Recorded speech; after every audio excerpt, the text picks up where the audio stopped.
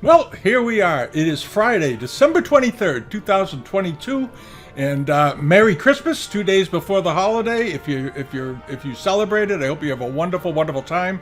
And if you normally don't celebrate Christmas, celebrate it anyway. It's a wonderful day to get together with family, friends, eat and drink and be merry and have a good time.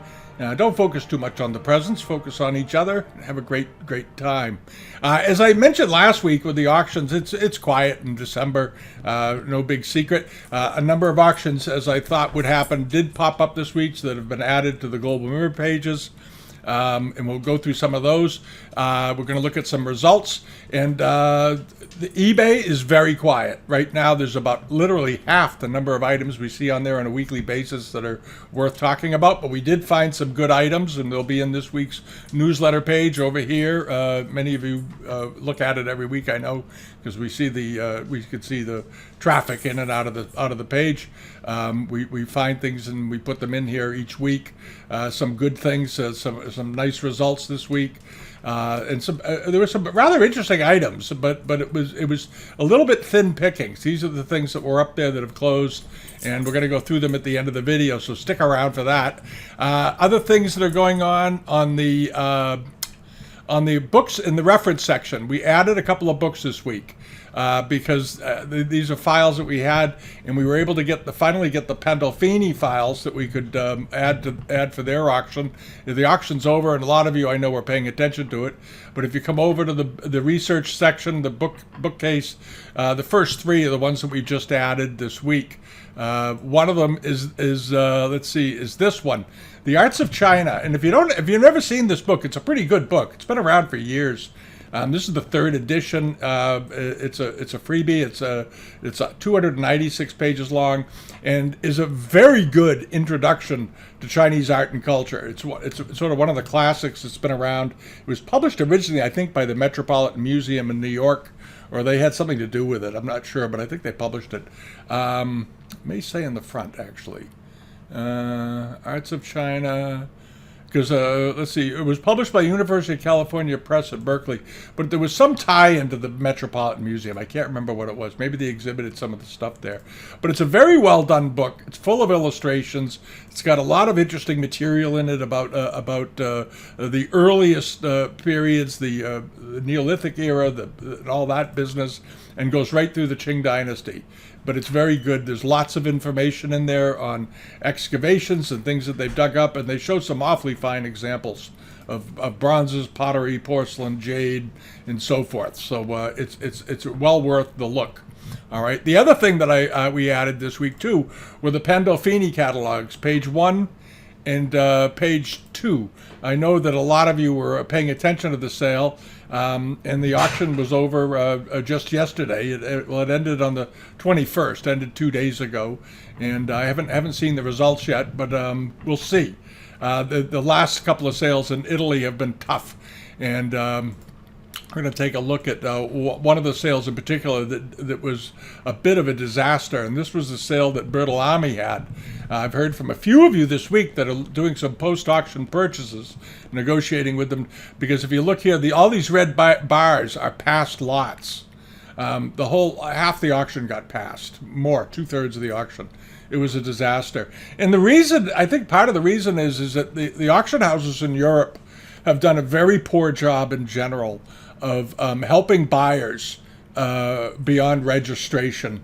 If you're an auction house in Europe, in the Netherlands, in England, whatever, France, Italy, especially France and Italy, you really have to do something to help your consigners get their goods. You have to make relationships with shippers that will give reasonable shipping rates, because the rates, some of the figures I'm hearing to ship a simple plate out of Italy or France, a 10-inch plate from there to New York or Boston, and it comes out to almost $400. It's just ridiculous. Some places do it for a lot less. I heard from somebody that was able to get something from Italy. It was $110, perfectly reasonable. But a lot of them, not so much. I think the auction houses over there should really take all the stuff that's small and packageable, should bring in people to do their own shipping. I think it's the only solution, because you end up with auctions that look like this, very disappointed consigners, huge numbers of items that didn't sell. It was literally, only one out of every, looks like one out of every three lots sold. And I think the estimates were kind of aggressive, but not overly aggressive in many areas. I think it's just the added cost of getting stuff out of Europe has gotten so ridiculous that it's turning people away, because we're seeing the same items, similar items sell in Italy or France for, and in many cases, for much less than what they sell for in the U.S. This isn't true for the great rarities. The really great rarities, like we saw at the good French sale a couple of weeks ago and things. And when you're talking in those kinds of numbers, nobody cares what the shipping is, because it's a minuscule aspect of the transaction. But when the shipping costs more than the item, then you got a problem. All right. But I did hear from a number of people this week who are looking to do some post-auction purchases and so forth. So good on you. We're going to take a look at a few of the lots. Some of them did pretty well. There was one of them was this, and this had a ridiculously low estimate, 500 to 600 euros. It sold for 5,500 euros. This was in the Bertolami sale. We talked about this on the Global Members video a couple of weeks ago because it was such a nice plate. 18th century. It has this faux bois wood rim going around the upper edge and around the body of the plate. It's a very rare plate, probably Yongchen period. And it ended up doing well. It brought 5,500 euros. But that was one of the highlights of the entire auction, unfortunately. And then there was this enameled cornerless pronk dish. There was an extensive write-up on it. These are very, very well known. They're instantly recognizable. Cornelis Pronk was a European decorator who designed and decorated plates for just barely a year or so in the 1730s. For orders over in Europe. His porcelains that he designed were fantastically expensive. I read somewhere that a porcelain vase by him at that time cost more than a house in the Netherlands when they were being produced. So they ended up not making an awful lot of them, but still, they're very good quality. One of the things that sold, I think, very reasonably was this cornerless pronk dish. We've seen this pattern before. It's a well-known one with the people under the arbor. And there was one a couple of weeks ago that was a little bigger that sold for $3,500, $4,000, something like that. This one went for just $1,167. And again, I think it's because of the hassles of getting this stuff out of the country. But other things didn't sell at all. For example, like this rug. This was a nice carpet, 248 centimeters long, or what does that work out to? About 7 feet in length, something like that, about 7 feet long. Beautiful rug, nice condition, very elegant design. I don't have any idea why this didn't sell. I don't know. The estimate wasn't too strong. It was one of the things that had a very reasonable estimate, $700 to $800. It's an early 20th century rug. It was probably made around 1900 to 1920. But it could have been made before that. But it's awfully nice. It was an awfully nice carpet. There's the back of it, the weave, nice and tight. That's why they're dating it to that, because this type of weave started to appear at the end of the Qing dynasty. These very tight rows, very orderly. But the quality of the work was excellent, and it didn't sell. Apparently, it didn't even get a starting bid of $400. All right, I don't know. And this is again the shipping. How do you get getting a rug shipped out of Italy? But this would fold up and it would have fitted in a box. And I think you could probably work out something on that. But there were things like this that sold very reasonably. I heard from the guy that actually bought this. He wanted to know what I thought of his purchase. I thought he just stole it. This was a very nice charger, 38 centimeters in diameter, so that puts it up about 15 or 16 inches. Japanese, they just, I don't know why, they just didn't get much interest in it. This is a 1680s, very well done crack style Japanese Arita dish, spectacular quality. And those of you that buy cracked porcelain like Wan Li wares, you can't look at this and say this is probably better than 99.9% of the Wan Li porcelains that were made originally. This one was made in Japan. But the workmanship was so fine on this. It was absolutely fantastically well decorated. Beautiful example. This is one of the best examples I've ever seen, actually. And here's a picture of the side of it. They didn't show the back of it, but it doesn't matter. It went for 424 euros. $424, which is an absolute steal. And he's a global page user, and bravo on him for buying it. But the rest of the sale sort of just tanked out, and there's a lot of buy-ins here. And the reason I'm mentioning is, if you are the type of person that likes to buy post-auction, you might want to look into this. I mean, here's 3 plates, estimated at just $120 to $150. They didn't sell. Here's 4 plates, $200 to $300, didn't sell. And that's not because the estimate was too high. I think it's just because people don't want to get involved with getting stuff shipped out of the country. That's all there is to it. Because they've made it so difficult. And like I said at the beginning, these auction houses over there have to do a better job letting people know who are buying with them right up front how they're going to help you with the shipping. And I think if they offer that service, it'll save them. Otherwise, I don't see Bertolami making any money on these auctions, to be perfectly honest, unless they want to become dealers and sell 2/3 of their sale post-auction at fixed prices. What's the point in running an auction, I guess, is the point. All right, now, what else was going on this week? Over here, a few auctions that are coming up that I'm going to mention. These are on the global pages. There's this one. This is the Zach sale. And in it is this really nice Li Tigui Ming to early Qing dynasty pottery figure. I mentioned this in last week's global members video just because I think this is such a terrific example. It's really, really beautifully done. They always do that. They always show some other examples that have been sold. But this is a very nice one. And it's fairly good size, too. It was, 12 inches tall or something? Yeah, it's a little over 12 inches. 13 inches tall. It's a pretty big piece. Estimated at only 200 to 400 euros, which is very, very cheap. It should bring 2,000 to 3,000 euros. But if you're interested in early Ming pottery, that's something to look into. All right, and other things that are coming up. This is coming up at Tenmuku. There's some Chenhua and Yongchen and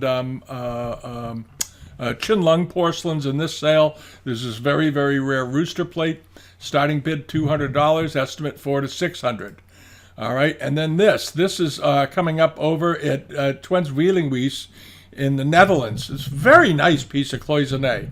It measures about 8 inches tall, but it's an old one. It looks to be either 18th or early 19th century. Very, very nice quality. Gilt bronze. There's lots of gilding left on it. Dark blue cobalt ground. Nicely done. Really, it looks like a good example to me. Estimated at 1,000 to 3,000 euros, which is about right. It's got a €1,000 opener. Should bring 2,000 to 3,000. I think the estimate's very fair on it. It's a very nice example. And if you're on the global pages, go and check that sale out. We added it just the other day. It's on the live auctioneers pages in Europe and on the invaluable pages. We have a link to it from both because I think it's a pretty good sale.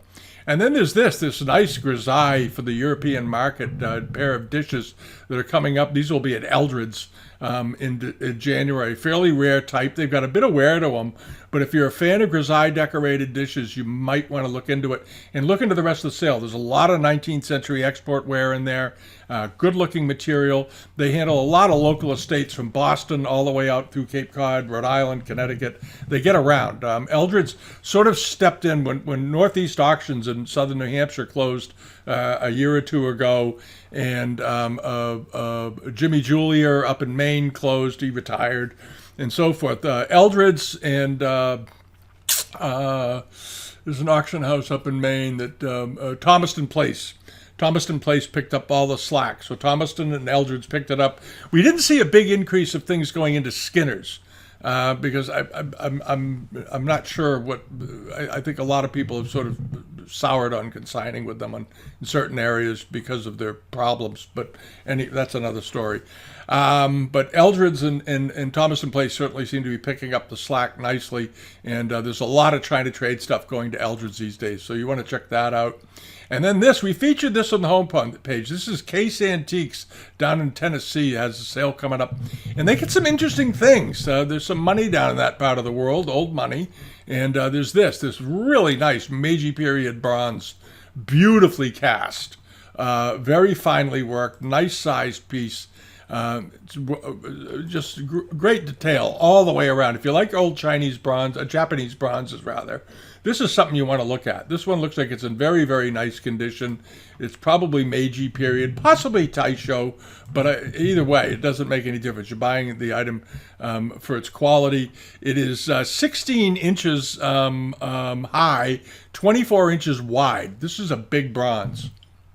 It's a very big bronze. Estimated at just $400 to $500 with a $200 opening bid. All right, and then this bowl came up, an export bowl, a large export bowl. It's 12 inches in diameter. This is Lakeland's, has this. They called it very large. It's large, but it's not as large as some of these. But it's almost done in the pseudo tobacco leaf pattern. Those of you that buy 18th century porcelain will recognize that right away. But I think it's fairly rare on that from that standpoint, certainly. And the enameling on it's excellent. It's Qianlong period. Circa 1770 or so. Very nice quality. Got a couple of chips out of the feet here and there, but nothing significant. $650 to $6,500 estimate. They're saying most likely 19th century. It's not. It's an 18th century bowl, and like I said, 12 inches in diameter, and it should bring somewhere in the $1,000 to $1,500 range. All right, I think 6,500 is a bit of an overstep. Could bring 2,000 or 2,500 if you have somebody who collects pseudo tobacco leaf pattern and they don't have a bowl. They may decide to go all in to get one. That's always the risk. Those are the wild cards that you can never predict in an auction because there are lots of them, lots of reasons why things suddenly take off. And I know there's a number of you out there who collect carved tortoiseshell snuff boxes and so forth. This is Schmidt's out in Missouri, is it? Or Michigan? Yips. I never heard of this town. YPSILA. Ypsilanti, Michigan or Missouri, I'm not sure, but at any rate, you're going to do it online. Is this very nice tortoiseshell box, beautifully carved, very Cantonese in style. It looks like it's in very good condition. It's been well kept, and it's never been monogrammed, which is always nice. You can put your monogram on it, or give it to your wife and put her monogram on it, or give it to your husband and put his monogram on it. But at any rate, it's estimated at just $300 to $500. It is 4 inches long, 1.5 inches tall. It should bring 6 to 8, but it's already got a bid. The sale is in a week, but check that out. Check out that sale at Case. I think you'll find some things in there. You usually do. And then over to this. This is a very interesting auction that's coming up at Bronx. I showed some pictures to it on the landing page, but the thing that's got me fascinated about this sale is these miniature vases, because they came from the collection of Thomas Ellis Kirby. And Thomas Ellis Kirby was the founder of the American Art Association in New York, which became the first big auction house in America. You may remember back when the Yamanaka Company and all those companies were these legendary firms were doing auctions in New York and getting consignments. They got them from the Yamanaka Company, C.T. Liu, all the big players at the time would go to American, and this was a very successful firm. I know a bit about them because my late mother went to boarding school with one of the family members, and actually went to their apartment, stayed in New York at one point. She said that she went a few times because she said every time she went there, he had collections coming up in auction. He would bring them home. He was famous for bringing home things that he was about to auction in a few months to live with them. And one time she went, the house was full of paperweights. There were hundreds and hundreds and hundreds of Millefiori paperweights around the house because those were very collected back in the day. They still are in some circles. But he collected miniature vases, Chinese miniature vases. And there is a ton of them. And if you come to the Brunk page on Live Auctioneers and you just type in miniature, you'll pull them all up. And there are some terrific examples in here. If we can get the page to, whoops. There we go. I don't know what happened. My computer is misbehaving today again. But here they all are. There are a huge number of them. These are all, under 4 inches, basically, 4 or 5 inches tall. but done like large vases. It's a fascinating thing. Some of these are 18th century, some of them are 19th century. They're all very, very fine. I particularly like this tea dust glaze vase right here, this Jaire. Probably maybe done for the Japanese market. There's several of them in here. There's some nice flambe, long yao, some Zijou slip decorated whitewares, all kinds of pieces. And there's some little lots that they put together. There's a couple of nice Japanese pieces in here. That double gourd is Japanese, but it's some green wares. Interesting auction. And there's also other stuff in here. There is some nice brush pots and whatnot. There's some good carpets and textiles. One of the carpets is particularly fine, but this is just one of the vases. This is a brown glazed garlic neck vase, estimated at $400 to $600 with a $200 opening bid. I can tell you, all the estimates are very, very reasonable. All of them are very, very reasonable for these types of pieces. All right. There's this one, this little double gourd vase with the copper red flash down the side. There it is on the bottom. It's got a Qinlong mark. It's not a Qinlong example. This is a mid 19th century example, possibly Daoguan period, somewhere in there. But beautifully potted, beautiful little example, nice looking glaze on it. And this is the kind of stuff that this guy apparently loved, because he built up quite a collection, because you don't see miniatures very often. All right, and there's another one of the little copper red vases, and they have provided very nice photographs of the bottoms, so you can study them as you go along. And there are this is a nice lot, $500 to $700, $250 opening bid. All I'm going to say is, I always say, just go through and carpet bomb this thing with bids. All right, now if you're in the market for a really nice Chinese rug, this is it. All right, and it's got an interesting history because of the dealer that sold it. But this is a rug, silk and metallic thread, gold metallic thread ground on this rug. These are usually thought to be imperial or have been made for the court. Very nice colors on this. This looks like a 19th century example, Tongqi or Guangxu period. But a very nicely done silk carpet. They wove beautiful silk rugs. Some of the weaving netting on the ends is broken off over time, but that's okay. And there's an old picture of it being hung when the family first got it. It's a pretty good sized rug, as you can see, and it was bought from the Carlebach Gallery. And those of you that have been around any length of time know about the Carlebach Gallery. It was around for about 80 years, 70 years in New York City. And they handled all kinds of rarities. They handled not only Chinese and Japanese art, they handled African art, they handled American art, they handled prominent, Prendergast and prominent American painters of the day, modern painters. They handled who was it? What was his name? He was one of the. Not Rothko, right before Rothko, the guy that did the splatter paintings. Anyway, they handled all kinds of great artists, and there are numerous museums. The British Museum bought from them, and the Met bought from them, and they're very well established. And there's a letter in here for this rug, just so you know, because this is coming out of an institution. They focused heavily on museums, and this was sold to a museum back in the 50s or so, 1954. And there's a letter with it explaining it to the institution what the rug is and what the terms would be. But it's estimated at $8,000 to $12,000. It's got a $6,500 starting bid. It's already got it's got 5 bids already. It's up to $6,500. It should bring more than 8 to 12. The last one I saw like this that sold brought about 50,000. So we'll see. But obviously the estimate's very reasonable, and we'll check back and see what the price results were. But this sale is coming up in about 3 weeks, and it's good to get started now if you're interested in what they've got. All right. And the other thing I wanted to mention was that this has happened a couple times in the last week. This is in the last month, rather. This is International Auction Gallery had a sale, and they had this dish. And they listed it as Chinese Ming blue and white porcelain. And it's a Japanese dish. This is Japanese Karak style porcelain done in the Arita kilns. And sort of like the big, really, really fine one we looked at the beginning that was over in Europe, there's this one. This was a much smaller one, more simple, less elaborate, but an authentic 17th century dish. And somebody picked it up for just $50. They had an opening bid. That's all.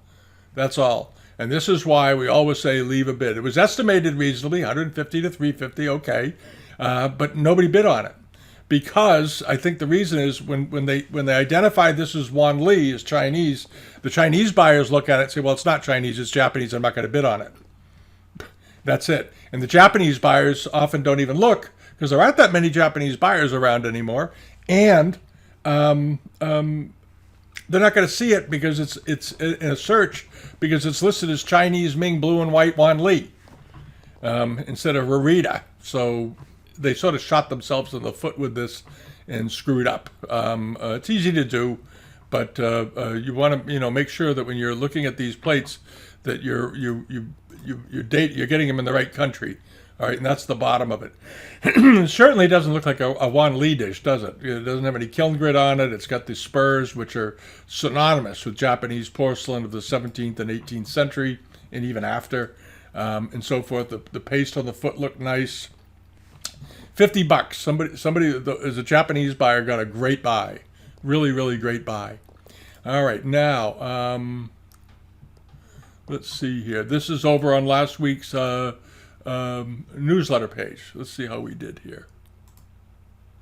We can get the page to open. Okay, here we go. These are some of the lots that closed last week on the newsletter page. One of them was this cloisonne bowl, and I mentioned it in the preview last week because I thought it was just a very nice piece of cloisonne. We thought it would close at between $500 and $800, $600 and $800, and that's what it brought. It brought $883 or so.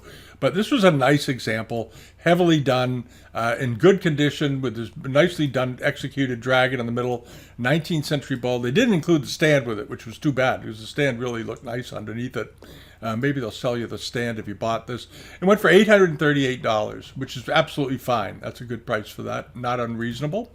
And then there was this bronze, this rather nice, large Chinese bronze. It really took off at the end. Here's the bottom of it, the top of it, the side of it, and all this. And this looks like a late Qing example. I don't know what they were thinking it was, but apparently it struck a number of people very, very hard, and they went after it. But this is not, in my opinion, a Ming base. It's probably early Qing. How big is it? Measures 17 inches tall. It weighed 15 pounds. So it was good sized bronze. That maybe helped it a lot. It was a big bronze. 17 inches. That's a big one. And sold for $4,875. But some people really, really like that. And that's what it takes to make a race. And then this, I think, was sort of a bargain. This little painting, this circular painting, Qing or earlier. I think it's probably a 18th or 19th century painting. But beautifully done. Very nicely done, elegantly done. I would buy it and save that strip on the side and mount it in a frame alongside of it. But I would clean it up because in this torn scroll, on this torn mount, eventually these rips are going to grow and any number of things could happen, including tearing into the picture. I would cut this off immediately here and here. I would save the script and have it all framed and put it in a nice frame, and that way it's safe, it's preserved, and you don't have to worry about it getting further damage, because every time this thing gets unrolled, it causes damage. Rolling and unrolling paintings is, if you only do it once a year, it's fine. If you sometimes in China they only take paintings out at certain times of the year, or they bring them out when guests are there, and maybe it won't be for a few years. That's one thing, but and you do it very gently. But when you have scrolls and you want to enjoy them in the modern world, people tend to open them all the time, and every time you open them, it stresses it a little bit. And I'm a fan of just saying, if that's what you're going to do, and the mount is not in great shape, and it's not probably going to survive much longer, sacrifice it. If you want to save the scraps, go ahead. But the value's in the artwork, not in the mount. All right, so don't worry about it. Just cut it out of there and get it in a nice frame. But I think this was a great buy. I think somebody got an absolutely marvelous buy. I thought this would bring $800 to $1,000 at least, and I wouldn't have been surprised if it brought $1,500. So somebody did very, very well. This is why I always say, leave the bid. Leave a bid. You never know. And then there was this bracelet, which was very intricately done, a bangle. And it was the seller was Mr. P. I don't know who it is. He's in the UK somewhere. But this is a very nice piece of Chinese silver. Very, very nice. This is a lot. They say export silver. This really isn't export silver. A lot of the silver that they call export silver really isn't export, and it drives collectors crazy when they hear it. No, it's not export. It's Chinese domestic silver, and this was a very, very fine one with the koi fish all over it, and fans and other devices. It's hinged. And ended up selling for $1,443 or 1,200 pounds. But it was a beautiful piece of silver. It was signed, and as you know, all of you know, if you get a piece of silver and you want to be able to look it up, come over to the reference section and type in silver. All right, this is just a reminder because I know people forget this book is here. The Yellow Book, this one. All right, by Adrian von Furst. This is the Bible on identifying Chinese silver, as far as I'm concerned, with the marks and everything else. It's all in alphabetical order. It's 1,000 pages long, but you can look up the marks very nicely. He has physical examples in there. Use the book, okay? This guy spent his life cataloging this.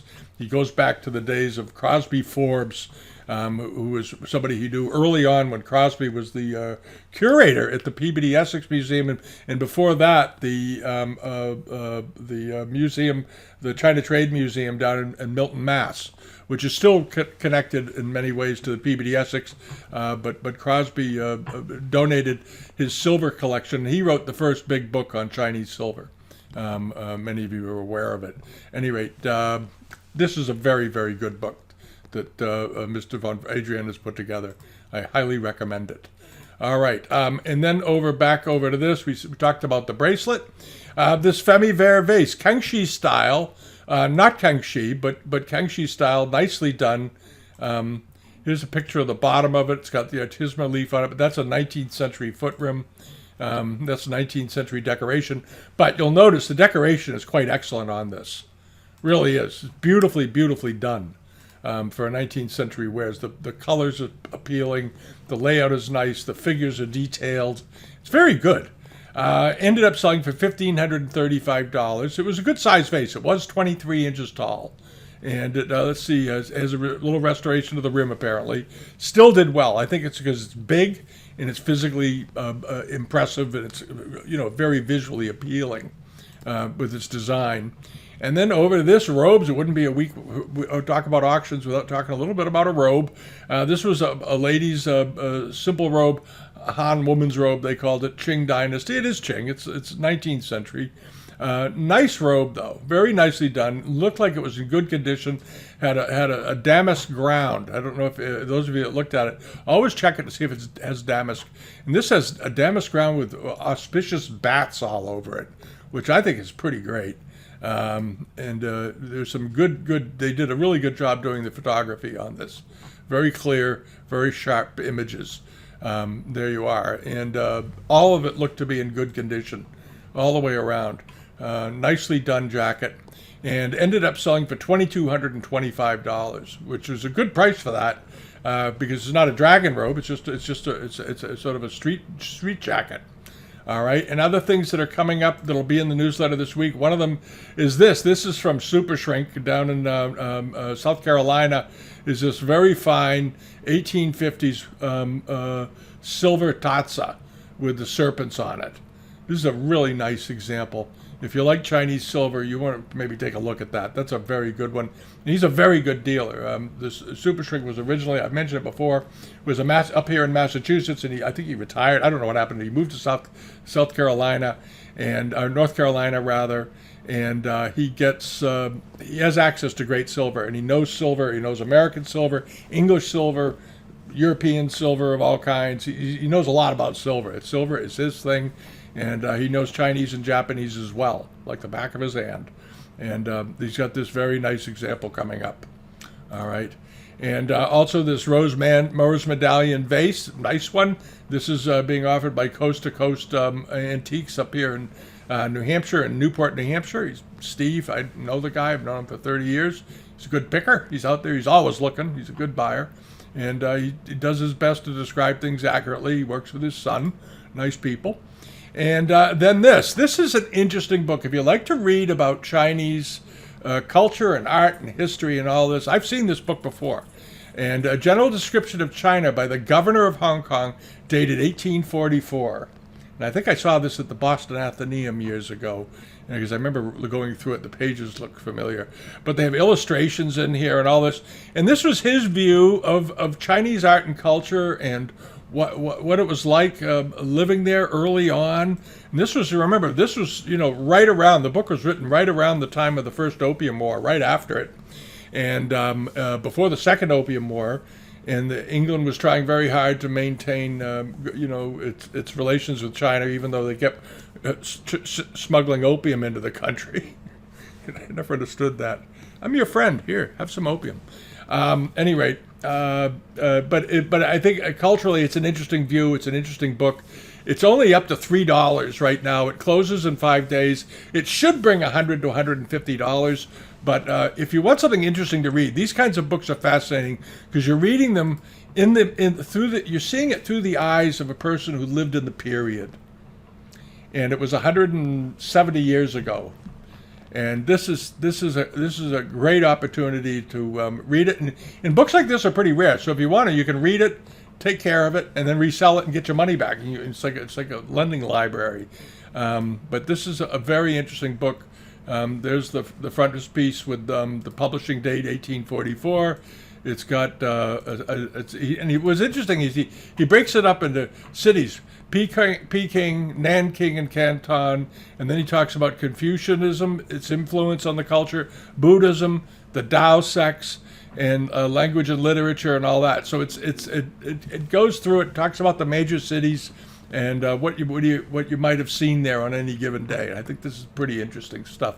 If you really enjoy Chinese culture and art, you need to read stuff like this, or anything by Jonathan Spence, for example, who spent his life studying Chinese culture. He wrote some great books, great books. The Emperor's Diary of Kangxi, and I think he wrote that, and he wrote one on cultural life in China, and all kinds of books. Anyway, Jonathan Spence is his name. You can look him up. But this looks like an awfully good book, at any rate, getting back to that. So that's sort of what's going on. We'll be going back. We have the whole family here for Christmas, except my daughter can't come down, but we're going to see her a few days after Christmas up in New Hampshire. My grandkids are learning to ski, which is fun. They're 3 and 5. I mean, they're just literally learning. But I'm very, very thrilled about that. And we'll be going up there to spend time with her, and one of my sons is going to be up there with us.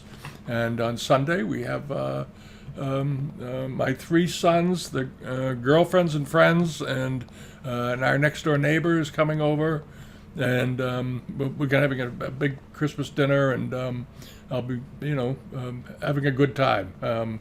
We got a case of Prosecco sitting outside getting cold, and I don't think that'll survive the day. And there we are, having a nice big turkey. All right, and I hope you're all doing the same. And, focus on each other, spend time talking, enjoy one another. And we're going to be doing it this week. We will do the videos and stuff next week, too. I'll probably do it from New Hampshire because I'm planning on staying up there with my wife and the dogs and everything. And I hope you all have big plans for the next couple of days. If you're traveling, it's going to be difficult, I suspect. So be patient. The airlines apparently are having thousands and thousands of cancellations across the Midwest, out of Chicago and all those places. I feel badly for them. It's difficult. But keep your cool if you're traveling, and take advantage of just doing the best you can wherever you are, I guess is the best way to say it. All right. Have a wonderful weekend. Have a great holiday. I'll see you next week before New Year's. And we're chugging along here. All right. Merry Christmas. Bye-bye.